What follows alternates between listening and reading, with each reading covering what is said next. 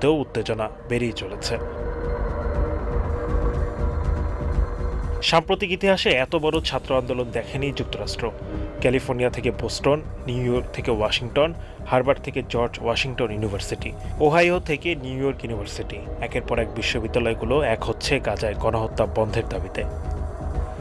বিক্ষোভের সূত্রপাত হয়েছিল কলম্বিয়া ইউনিভার্সিটিতে। এরপর অন্যান্য বিশ্ববিদ্যালয়েও বিক্ষোভের শুরু হয়। একাধিক বিশ্ববিদ্যালয় প্রশাসন বিক্ষোভ দমনের চেষ্টা চালালেও সফল হয়নি। কিছু কিছু ক্ষেত্রে পুলিশ নির্মম দমন নিপীড়নের চেষ্টা চালান। গত 18 এপ্রিল থেকে এই পর্যন্ত যুক্তরাষ্ট্রের ক্যাম্পাসগুলো থেকে 2000-এর বেশি শিক্ষার্থীকে গ্রেফতার করেছে দেশটির প্রশাসন। যুক্তরাষ্ট্রে ছড়িয়ে পড়া ছাত্র বিক্ষোভের সঙ্গে একাত্মতা জানিয়ে বিক্ষোভ হয়েছে ভারতেও। দেশটির বিখ্যাত নয়াদিল্লির জওহরলাল নেহরু বিশ্ববিদ্যালয় ও কলম্বিয়া বিশ্ববিদ্যালয়ের বিক্ষোভকারীরা গাজায় হত্যাযজ্ঞ থামানোর দাবিতে জড়ো হন। 29 এপ্রিল বিশ্ববিদ্যালয়টি পরিদর্শনে যাওয়ার কথা ছিল ভারতে নিযুক্ত যুক্তরাষ্ট্রের রাষ্ট্রদূত এরিক গার্সেটির।